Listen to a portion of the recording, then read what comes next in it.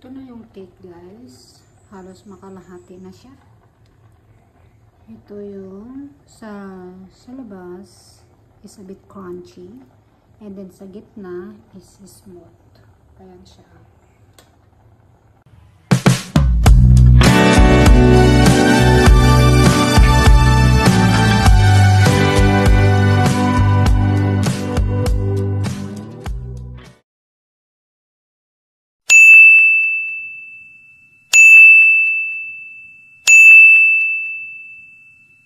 Hi everyone! Good morning, good afternoon everyone! Nandito ako gumagawa kami ng cake and canoga cake. This is the canoga cake.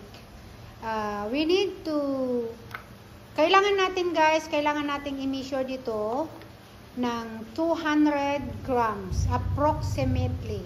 So yung 200 grams of egg, meron siyang 4. Yes. Still have 4. Tapos, itong butter, kasi kailangan nating i-follow ito kung ilang grams yung itlog, 200 grams. We also need to do 200 grams butter, 200 grams of flour, 200 grams of chocolate, black chocolate, and we need to take kailangan natin guys na bawasan yung asukal na supposed to be is 200. Kaya lang masyadong matamis. So, I cut off 180 grams. Itong butter guys, depends sa inyo kung ano yung gusto niyo. Pwede naman yung salted butter at pwede naman yung normal butter. Okay? Pero ito sa akin is salted butter. Kasi ito lang yung meron sa akin. Plus, meron kaming baking powder. Approximately less than half teaspoon. So, minix namin dito. Ayan. So, now we can start cooking. Tapos guys, bago kayo magluto ng chocolate, kasi kailangan nating i-melt yung chocolate, kailangan nating maglagay ng 2 tablespoon of water. Yes. Ito guys, yung 2 tablespoon of water, it depends kung gusto nyo pang dagdagan. Kasi kailangan nating maging smooth yung chocolate. So, ngayon, we need to put the chocolate bar, cut into small pieces. Yes. Okay, now it's already going to melt, guys. Already, my assistant is here with me. She is stirring the chocolate. Now, we need to add the 200 grams of butter. Kailangan nating i-melt yan, guys. Okay, we need to melt guys the butter just to stir, because kasi kung hindi natin i-stir ito mag-stick sa pan. So kailangan natin i-melt. Okay, now we need to add the 180 grams of sugar. That's supposed to be is 200, kaya lang nag-cut off ako ng sugar kasi masyado nang matamis, diba? Ito. Kailangan natin itong maging melt siya, guys. I-melt natin. Kailangan natin i-stir slowly ito, guys, para yung butter is mixed well together to the chocolate. Guys, ito yung baking powder. We need to mix together. Mix together. Ito na siya guys. We need to wait for a while bago natin ilagay yung flour. Kasi kung ilagay na natin ngayon, still a little bit mainit. Yeah. So, we need to wait. Okay, now, kailangan natin isip yung flour guys. Kailangan natin isip. Yan. Para maging smooth siya. para yung moisture niya is become smooth.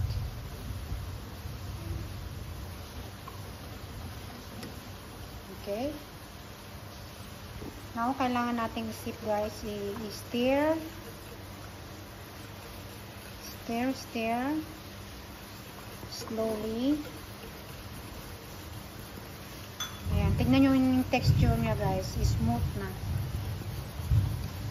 Kailangan nating slowly stir. Ayan.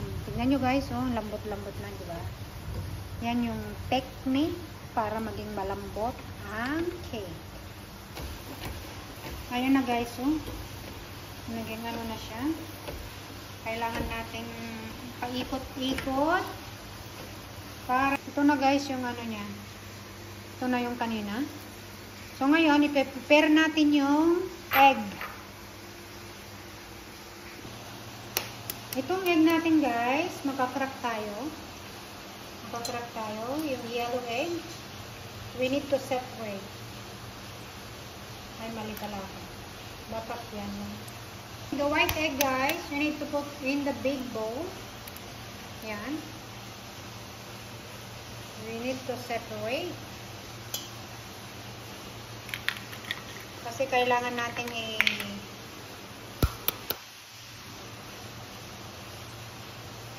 Guys, itong 4 yellow eggs, we need to put here. We need to mix it.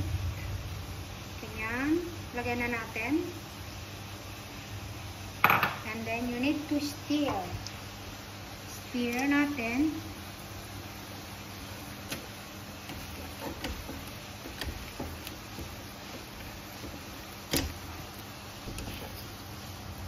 Now, na-mix na natin yung yellow egg, guys. So, ang next natin is yung white egg. Okay. Guys, ito na yung white egg.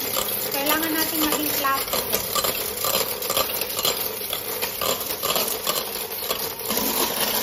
Hanggang ganito guys, pero hindi pa yan.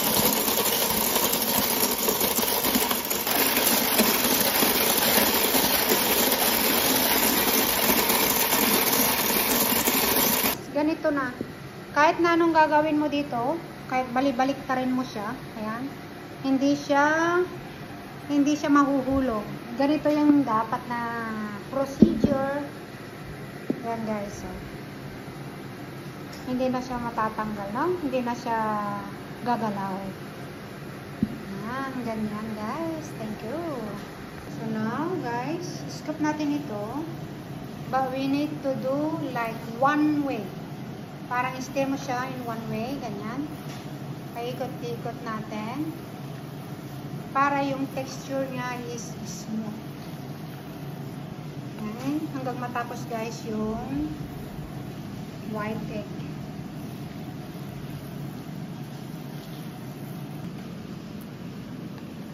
Ganyan siya.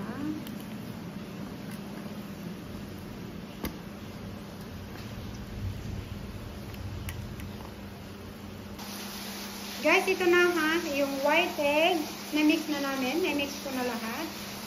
So, ito na siya. So smooth guys, look. Very smooth. See? Ito na siya guys. Very smooth, look at this.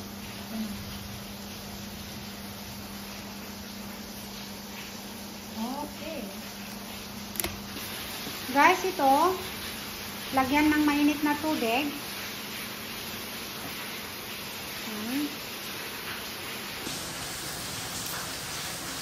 Lagyan natin ng butter para hindi siya mag-stick.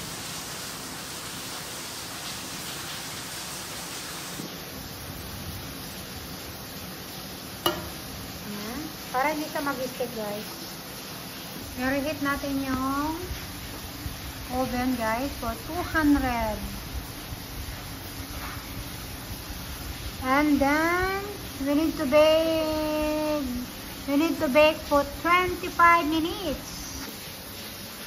Nagdagan natin yung tubig guys. This is the hot water. We need to put in the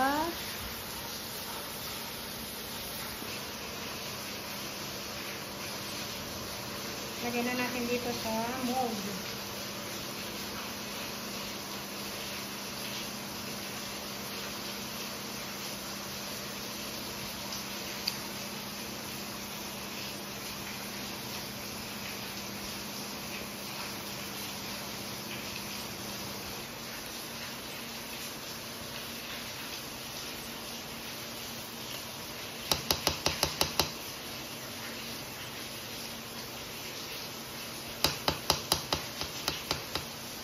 Ganun natin para hindi siya here. Into the hot water.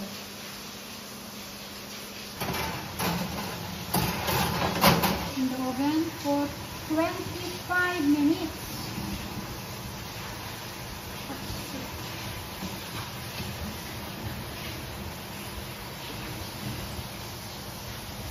Slowly, slowly, slowly. Ay, wala. Okay.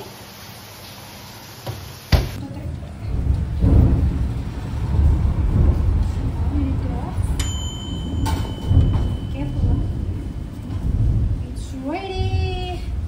I think we need to better to take only just the cake. Ta-da!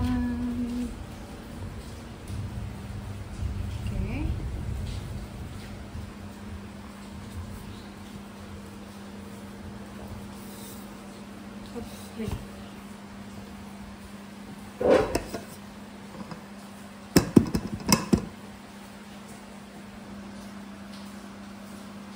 Done.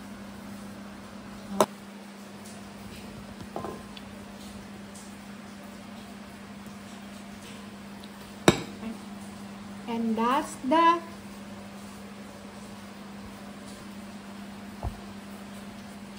final product. Canoga cake. This is